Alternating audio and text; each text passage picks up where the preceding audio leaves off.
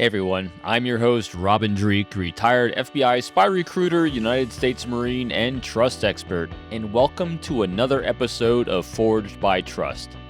Before we get into today's great episode, Forging Trust with the C-Suite with my guest, Maureen Farmer, I'd like to remind everyone to please like me on your favorite podcast streaming platform, as well as leave a review.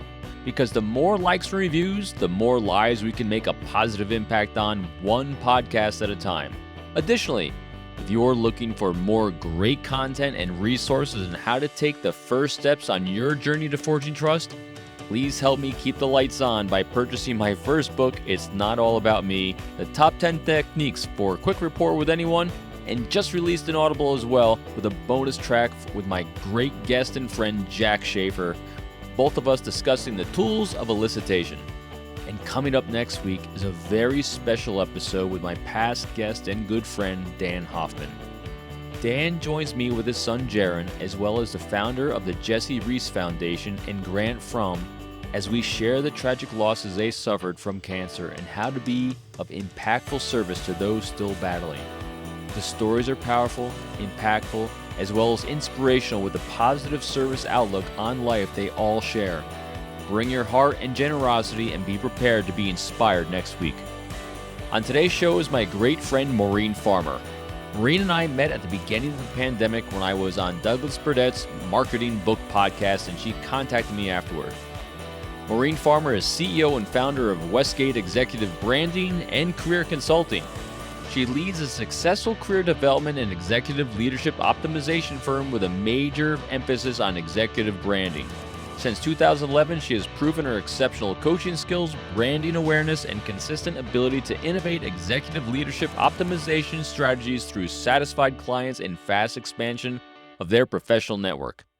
She has contributed to articles for FemFounder, Glassdoor, Society of Human Resource Professionals, and has earned the 2021 Career Leader of the Year award with Career Professionals of Canada. She's also the host of the Get Hired Up podcast, the podcast for next level leaders and board nominees, and resides in Halifax, Canada. Be ready to take some notes as she drops amazing truth bombs on her Forged by Trust C-Suite executives by sharing how to listen, what to do when someone is guarded, how to hear fear, and discover the greatness in others, and so much more. So sit back and join our chat. There she is. Oh, wow. Look at that in the background. That is so cool. Yes, I love doing a graphic for my awesome guest coming on. That is awesome. How are you? Good, Maureen. How are you? I'm doing well. Thank you. Right on. That's great. And I do apologize. I have my little bit of coffee in my Skyrim mug that my daughter gave me. And I also nibble on my vice in life is my Hershey Golden Nugget chocolate. Oh, nice. Which sits behind my desk here. My wife found my stash the other day. Our secret stash is usually potato chips or red licorice. Yes, anything in moderation is fine. So one of my other frequent guests I've been having on is Abby Morano, the nonverbal trust expert. I know who she is. Yeah, she's phenomenal. What's really funny about her is I asked her what her favorite vice is, and she said, porridge. Yes, you saw it. I'm like, you got to be kidding me. So actually, her and Joe Navarro are going to be coming on the show and doing a whole episode on our biome, our digestive biome, and how it affects our own personal nonverbal behavior and how it affects our internal trust. So that'll be a hoot. That's really fascinating because bacteria has its own intelligence, and I've learned a little bit about it, and I find it absolutely fascinating. Yeah. Well, good. Stand by. That's a good teaser for the episode coming up, because awesome. I got Abby coming on one more time. And then we'll have her and Joe on, and we'll probably do a lot more together. So anywho, it's a great lead into the greatest forger of trust of the C-suite executives I think I've ever known. So Maureen, we met a couple years ago, right at the beginning. Was it right at the beginning of the pandemic? It certainly was. I think it was through Douglas Burdett's podcast is where I heard you first. Absolutely. Yeah. You were talking about your book, Sizing People Up. And I have an unusual talent. And I don't know if it's unusual, but I can remember where I was when I heard something first. And I heard your podcast. I was walking the track at my sportsplex, and I remember walking the track, and I remember listening to your story about the book and about your experiences in New York during 9/11. And I remember that very vividly. Yeah. Wow, very kind. And anyway, in that first conversation, one of the first ones we had, it was striking to me as you're sharing what you do and how you really are communicating and coaching, mentoring these amazing individuals. And a lot of them, matter of fact, I don't think any of them we can even mention on the show just because they're at that level. But I found it really intriguing because you are, when you, as everyone, if you're watching this or even just listening to Maureen, you're about as down to earth, humble as you can possibly be. Thank you. And just a hard, diligent worker and communicator. But that's because you have some mad skills. And so before we even get into any of those mad skills, I'm curious, what's your superhero story? What's your backstory? How did you become this amazing individual that has this ability to network and forge this trust? Well, that's a really great question. And my business coach reminded me, getting ready for this conversation, I said, that Robin was asking me about, how I forge trust, how I develop trust and earn it with people. And Linda said that really because being transparent and down to earth can disarm people and help them feel safe. I don't do that on purpose. It's just how I show up authentically. It's just who I am. But I was thinking about that question you asked me in the pre-show about challenges that I've had. And I don't know if it particularly relates to the C-suite on the surface level, but I'm going to be transparent and disclose something to you I've never publicly disclosed. Please do. So I'm going to squeeze the silence here for just a second. Catch my breath. From CK Goldie, my last Ask Guest. Excellent. Love the 61 hugs. So I'm going to catch my breath and I'm going to tell you a little story. So this story is a story about distrust and resilience and courage. So I'm not a naturally trusting person. I'm a very suspicious person most of the time until I get to know someone. And I will tell you that from, climbing trees and catching frogs as a kid, I did it better than any of the boys in the neighborhood. I had an experience as a young person, and it was a violent crime. I was a victim of a violent crime. And it was when I was young, and I didn't fully understand the implications of what had happened until I got older. And when I got older, when I was actually in university doing my Bachelor of Business Education degree, I heard a lecture by a professor. He was one of my professors who helped me understand that, he didn't know this at the time, but he helped me understand that what had happened to me as a young girl was a violent crime. And so I decided to go ahead and press charges against this person that did these things. And so over a period of 3.5 years, I was involved in the criminal justice system as a key Crown witness. And as a key Crown witness, you're questioned. And so I spent about 4.5 days on the witness stand being cross-examined by the defense. And I had a young child at the time. She was only 6 weeks old. And it was a very, very trying time. That period of time extended into 3.5 years later before the actual trial happened. And then I had to do it all over again. So I was exposed to questioning about every aspect of my life on the stand by a stranger. And, with a jury, there was a jury watching every movement, all my body language, listening to my words, trying to figure out whether they could trust me. Mm-hmm. And I navigated that process, looking back, very beautifully. But at the time, it was a very, very scary time because I didn't know what the outcome was going to be. So the outcome is that this person, went to federal jail for a few years. And I guess through that experience, Robin, I learned about resilience.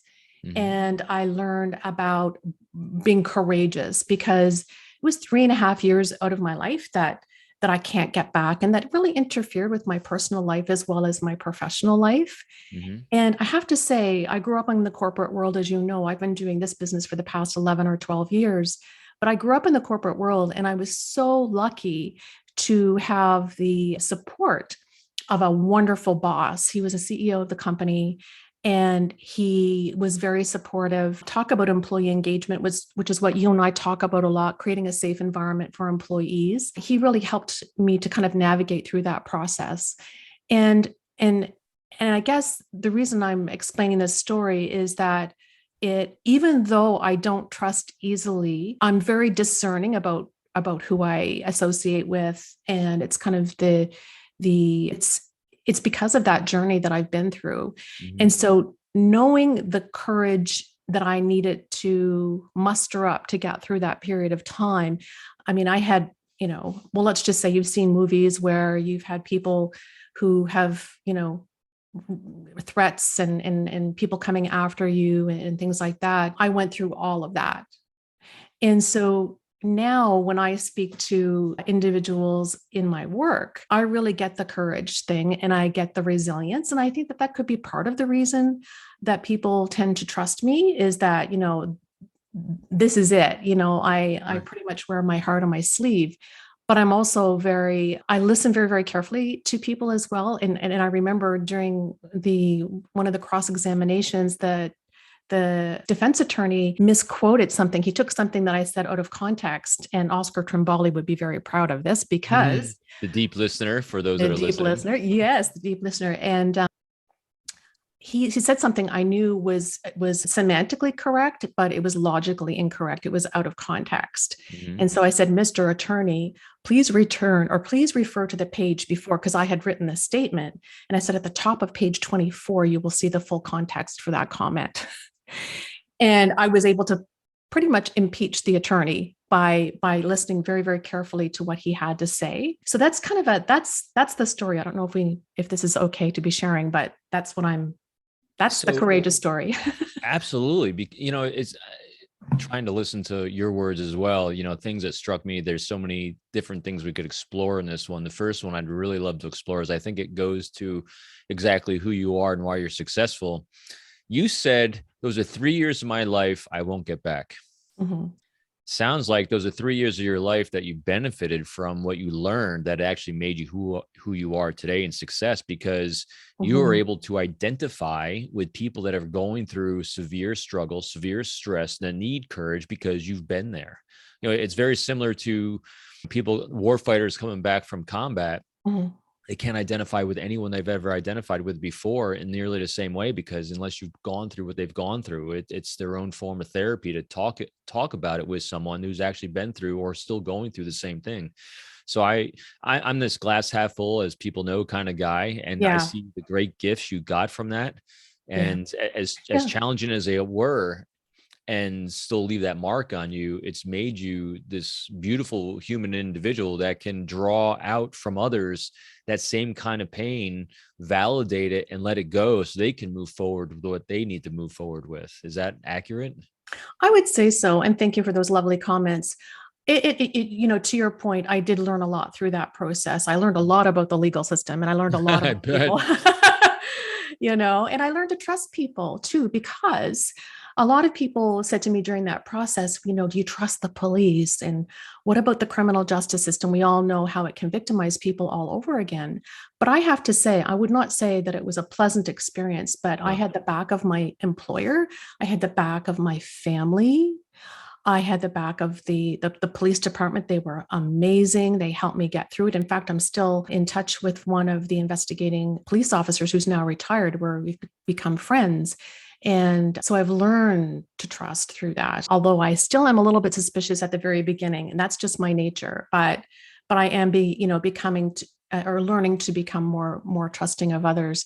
And I think to your point, when people are going through an experience like that, it can feel very, very lonely. And the individuals that I'm working with, who are just everyday human beings like you and me, don't often have a trusting or a safe place to have a conversation about something that may be going on at work, potentially at home, because of course they are together. I believe that work and your personal life are all one. You're one person. Right. So it's your way of life.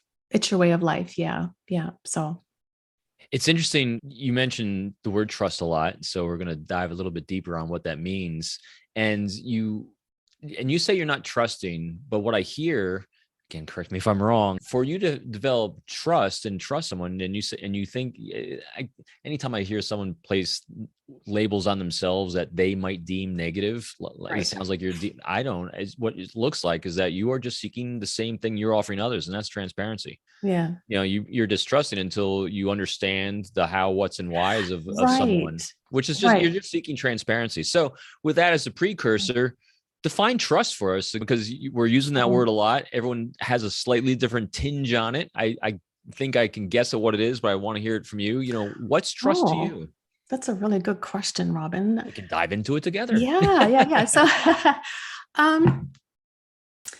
trust. It's a very vulnerable feeling, isn't it? It's a feeling that you have when, yes, very vulnerable feelings. So if we're feeling vulnerable, what do we want to feel on the opposite side of that vulnerability? What do we want to feel? Validated, and we want to feel safe. Bingo. Yeah. Trust is a feeling of safety. Mm-hmm. And when you feel safe with someone, and I love our good friend Joe Navarro, his last book, Be Exceptional, the fifth trait is the exceptional people provide psychological comfort / safety for individuals they're engaging with. We hypothesize that trust is that feeling of safety when you're engaging with someone. And safety comes from the things you were saying, transparency, what you just demonstrated here, vulnerability. I mean, because when you are willing to share so much of yourself, so openness and honestly, and things that could make you feel very vulnerable, I can trust you to share anything, good, bad, and different. So when people feel that empowerment of knowledge that helps them make their decisions, that's who you trust. So is that about accurate, you think, for how you're viewing trust? 100%. And going back to Joe Navarro, another one of, the people that I follow, as well as yourself, is the book. And I just read it. I can't think of the name of it. It's the Dangerous People book. Oh, yeah. So Dangerous Personalities. Yes. That's another Joe's. Yep. So another experience that I had that informs the work that I do, Robin, and is really pretty much of a launching pad for the business I started 11 years ago, is dealing with, I had a wonderful experience in corporate until I didn't. And then the last... Isn't that life? Yep. It was all awesome until it wasn't. But you can't appreciate, you probably didn't appreciate how awesome it was until you had the horrible. Well, I wouldn't be talking to you right now if this particular thing hadn't happened. Life is that dichotomy. We can't experience the awesomeness unless there's horrible. So tell us about it. Yeah. Well, I worked with one of those personalities that's in Joe Navarro's book.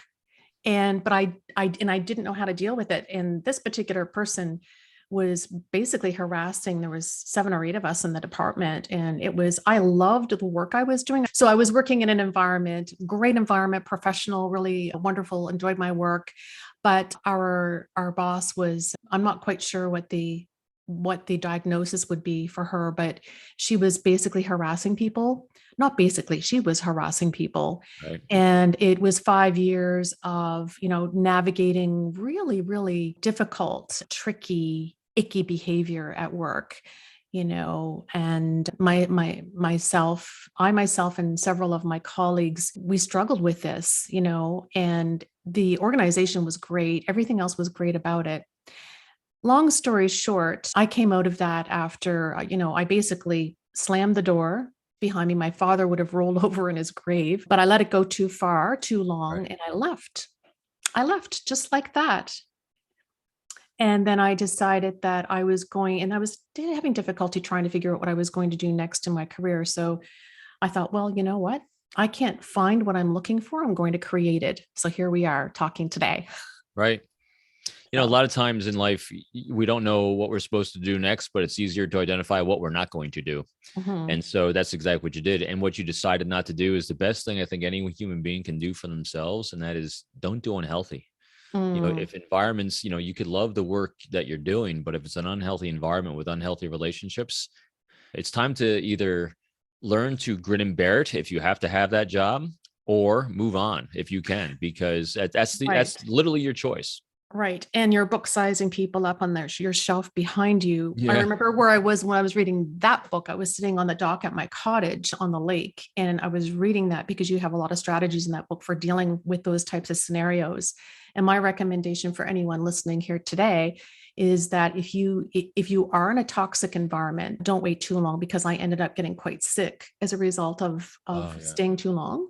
And so don't do that to yourself. I think you owe it to yourself and your family to move on if that's the case for you.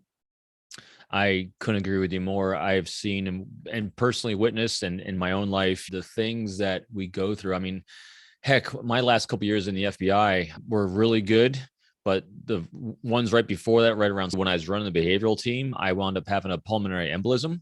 Oh I've had my. meningitis. I've had pneumonia numerous times. Wow. And we're talking, what do you think that was caused from? Was it caused because of my genetics and biology? No, because you know what? Since I came to the local office here my last couple of years before I retired, I haven't been sick since. Well, yeah, it's a quarter. Stress, unhealthy relationships Exactly. cause amazing detriments to your health. And it's a cocktail of cortisol and adrenaline, Yep. and that's exactly what happened to me. I had something similar happen to me, and I thought, that's it. I'm out of here. I'm not going back, and I'm not going back to ever go back to that environment. And so, yeah. So I think it's now that we've both ultimately revealed all these great things about ourselves, lots of Yes. vulnerability, and everyone knows me. I'm about as transparent as you get anyway. I will tell you exactly the moron I was born to be. But I think it's a good thing, because these are some of those traits of vulnerability which inspires that trust in others, because they are empowered with knowledge, and knowledge makes people feel safe because it makes them feel in control. So that kind of leads us into, how do you gain trust from the C-suite executives that you're consulting for? You know, what led you to it, and how do you do it? And I know we kind of tinged on a little bit, but maybe we can get a little more granular. Yeah, for sure. How I got into it, well, I grew up in corporate, and I worked with executives and board of directors for many, many years. So I understood the world, and I understood the challenges of the corporate reporting, especially for publicly traded companies, and for different things that are really important to organizations like people. So there was a lot of focus on making sure that things were very safe for employees, both physically and psychologically and things like that. So I understood that world. And so I started the business as an executive resume writing business. We still do some of that, but then we moved into, or I moved into to executive coaching and consulting. And because clients wanted more, they wanted more than just one part of the personal branding. They didn't want to have to go to another person. Mm-hmm. So I developed a program, and through referrals, through speaking, through a lot of work that I've done on LinkedIn, and that connectivity there, connected to some really wonderful people and organizations. And really, how do I do it at the granular level is very, very simple, Robin. It's just listening. Just listening. Tell me how you listen, because people think they listen, but they don't actually listen. What's your secret for what actually listening is? I'm very curious. Yes.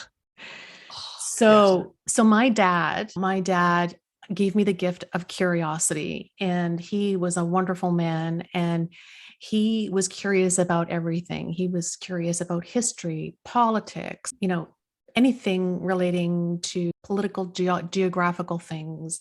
He was curious about science. He was curious about all of that stuff, and I got that from him. So I asked a lot of questions as a kid, and my mom would always say, Maureen, stop asking so many questions. And I'm like, but I need to know, Mom. And so it comes from just a burning sense of curiosity. I have to know the answer to this. I'm very, very curious. And it gets me into a little bit of trouble sometimes, because some people feel a little bit, guarded when you're asking questions that are really personal. And not that we go there right away, but I do make sure that we address the whole person and not just the corporate person, because Right. there's no difference. And so a lot of people talk about the work-life balance, and I like to talk about work-life harmony, because I don't think there is a balance. Right. I agree. It's just life. And you mentioned when people are guarded. What do you do when people are generally guarded because they're insecure and they're afraid Right. to share because they think they're going to be judged in general. What do you do when people are guarded? I tell them a story about myself, There you go. is what I do. And I'm very transparent and sometimes very vulnerable with my clients, because it helps them feel safe.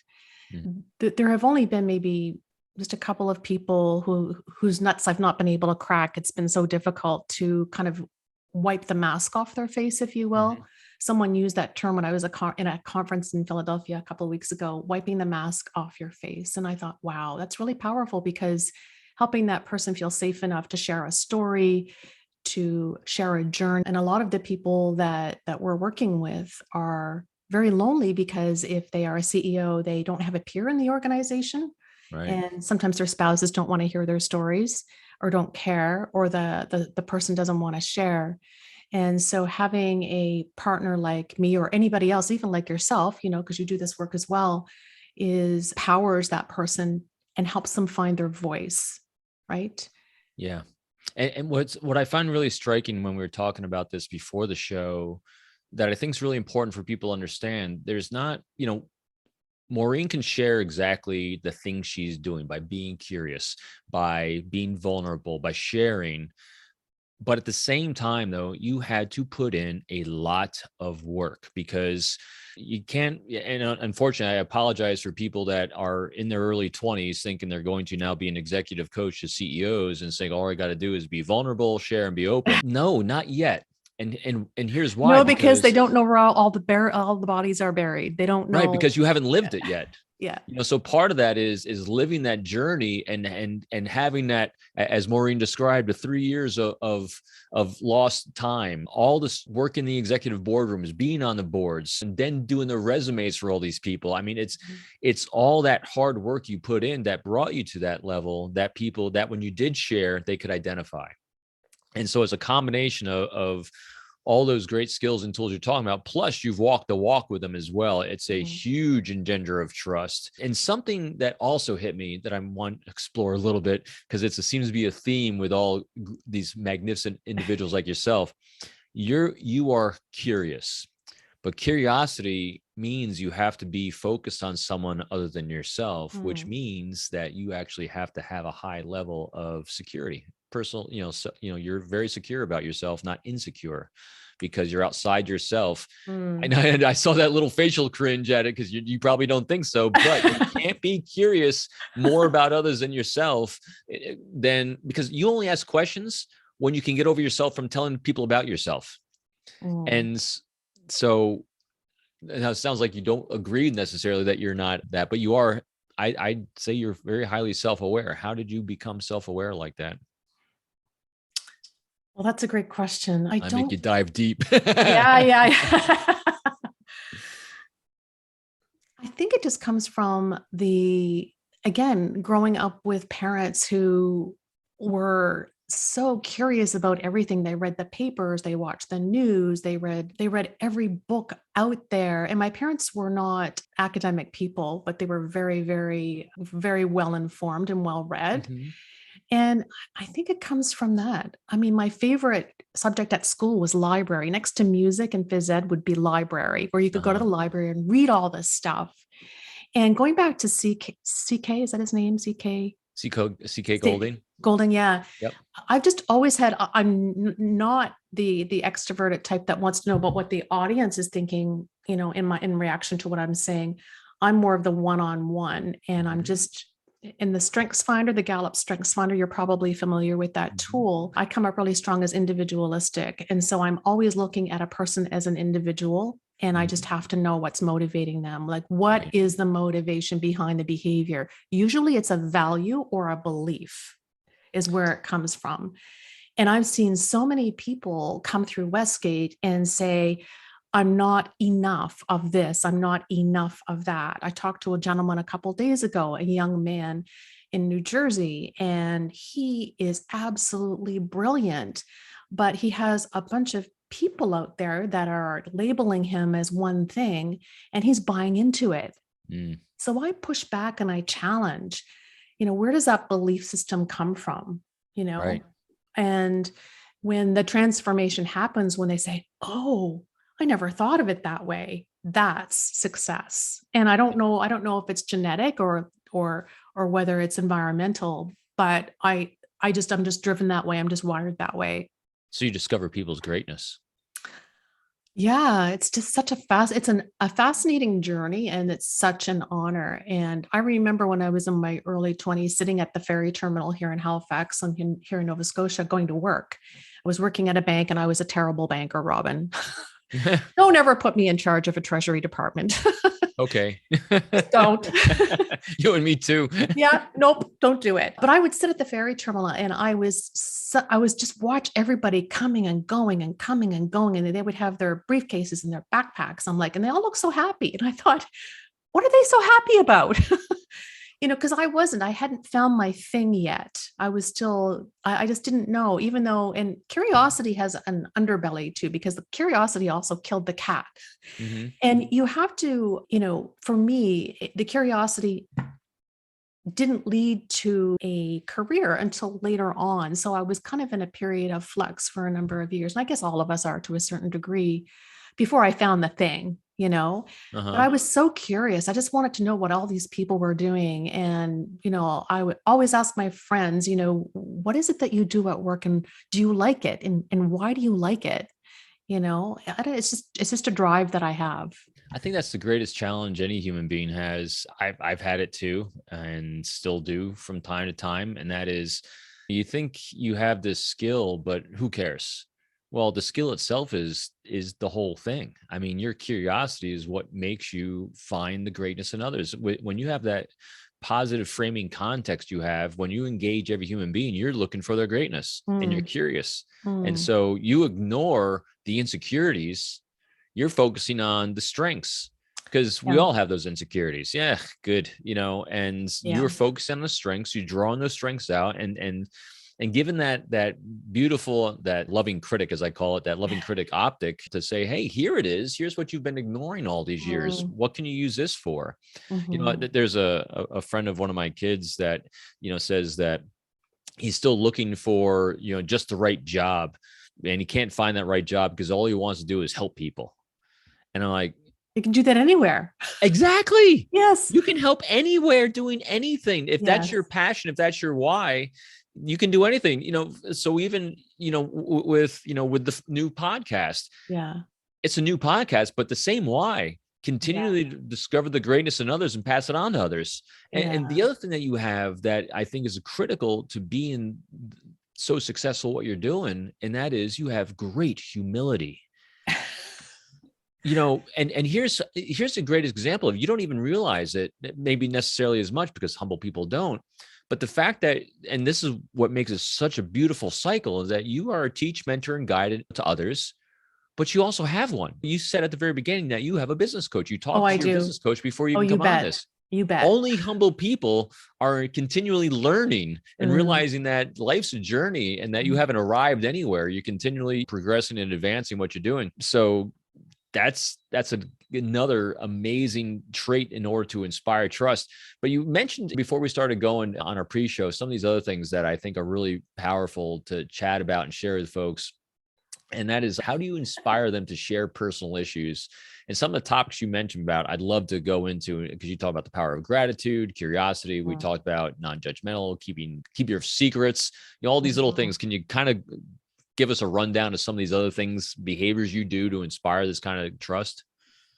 Really good questions. So, for example, if someone is telling a story and I feel that there's a little bit more to the story, I will use the phrase, tell me more, or can you tell me more about that? And then I, what is it called? Squeeze the silence. Then I squeeze the silence. Right. I love that. I actually absolutely love that. So can you tell me more? I'd love to know more. I am so curious. Can you share more? If you're not comfortable sharing, that's okay too. So you're empowering them with choice, which people love because that's power. Because can you, if you want to, and you said, tell me more, which is exactly what Maria Ross in her book, The Empathy Edge, and what she said on the show too, that's the most powerful statement she uses too. So I love that. Thank you for the validation. You're taking all the different guests we've had and you're squeezing them all in, because again, that's what learners do. We're taking a little bit away from everyone. So keep on going with the tell me more. Yeah. I think there's such an honor and such a gift to be able to help people find their voice and express it. Because, I worked with a gentleman who was part of a Fortune 500 company, and he had to leave his part of the world because of COVID. and he had to leave, and he was leaving a career of 25 years in this organization. 25 years. He was the CEO Wow. and chairman of the board of this big company that you would know. Right. He said, Maureen, I don't know how to do this. I said, what do you not know how to do? He said, I don't know how to do a job interview. I've never had one. I've never had one. And, he said, so much has changed over the past 25 years. I said, nope, it's not. Nothing has changed. Human behavior has not changed over 25 years, right?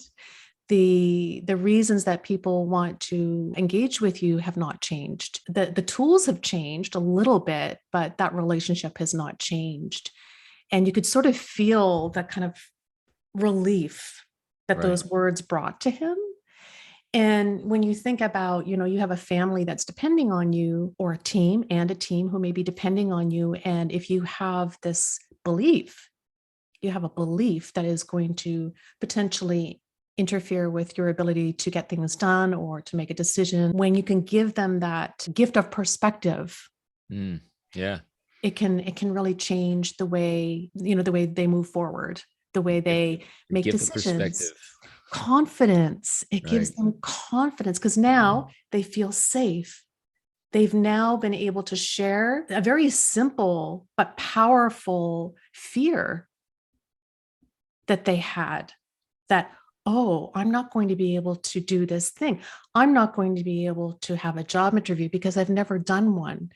Not, ignoring the fact that he has probably led dozens and dozens, if not hundreds or thousands of interviews in his career. Right. But suddenly it becomes very personal, so.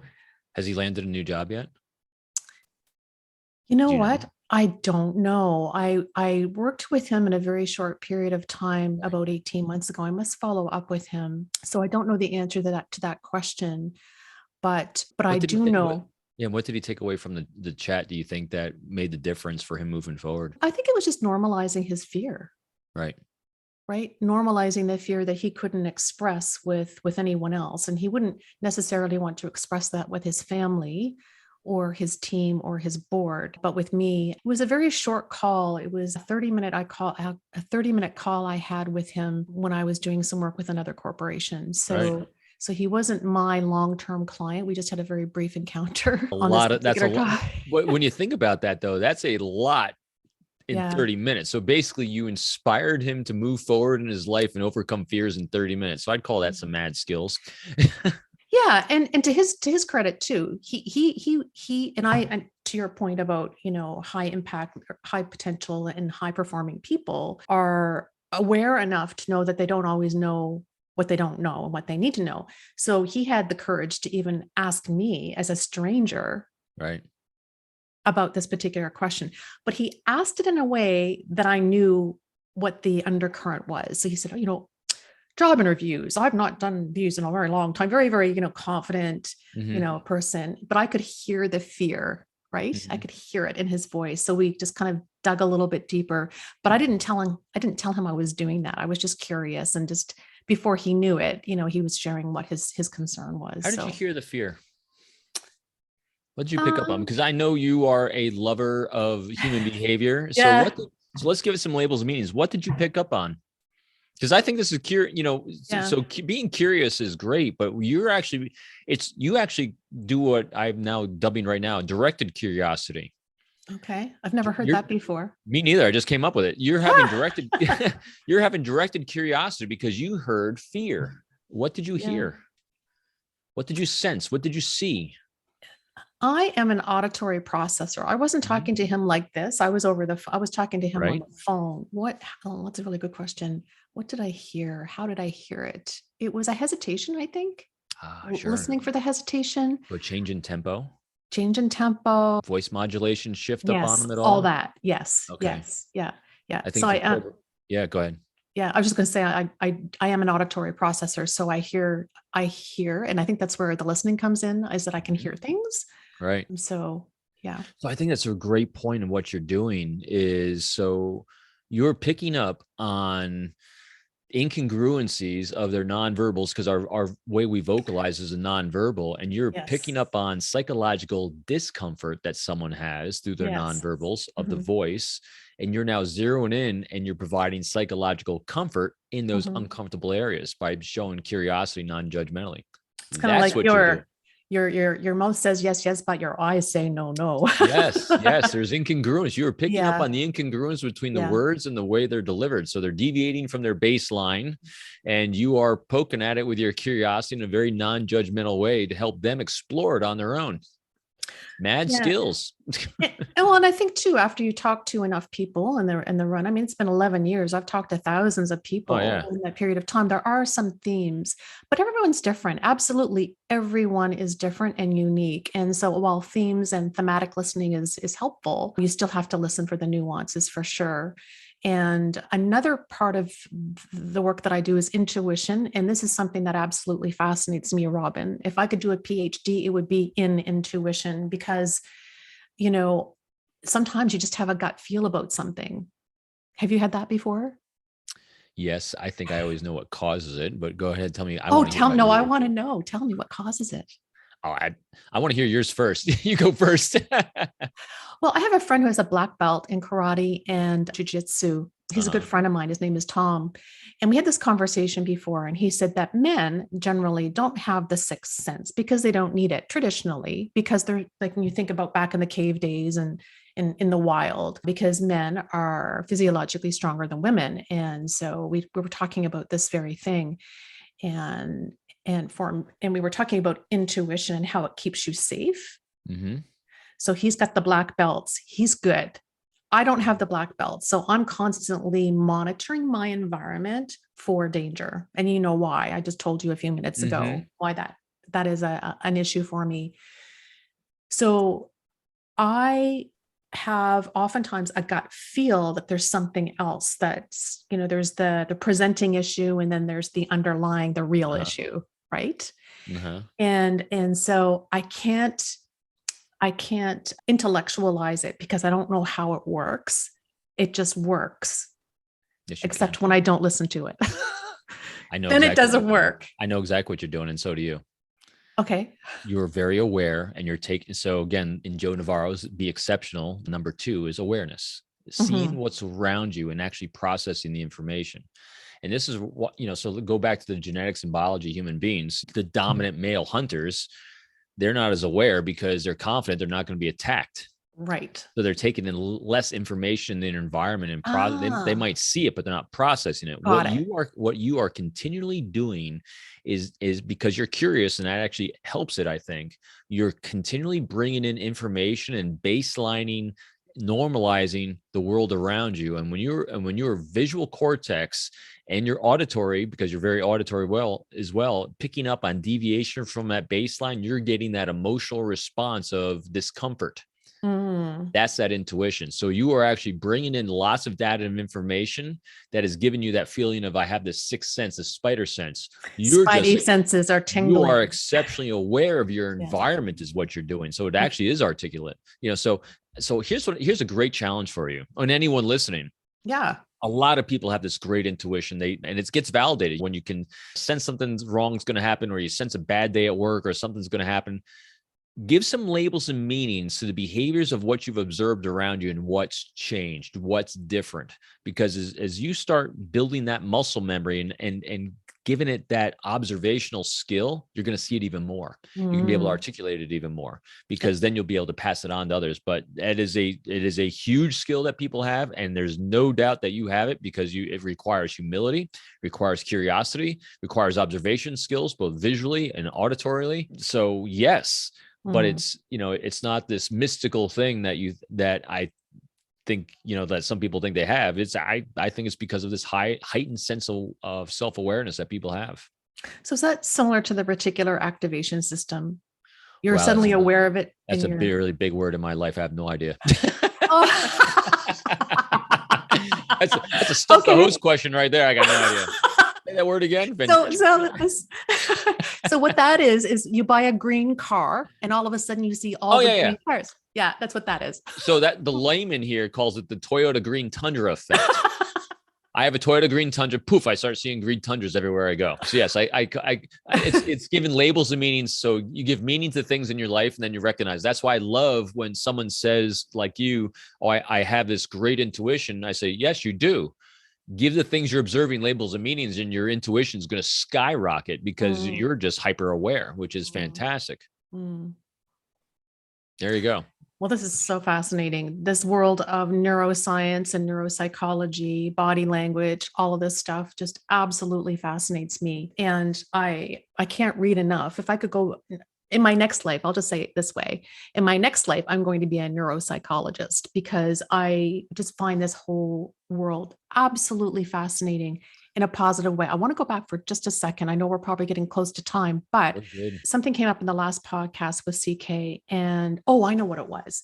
I think you said it maybe, or did he say it? I can't remember, but it was like, if I adapt my behavior to make you feel comfortable, right? Because that's what we do. Is that manipulative or not? And here's the answer. This is my answer to that question is, when you're adapting your behavior, maybe you're being a little bit more outgoing than you would normally be, or maybe being a little bit more polite than you would normally be. What is the intention? That's the delineator for me.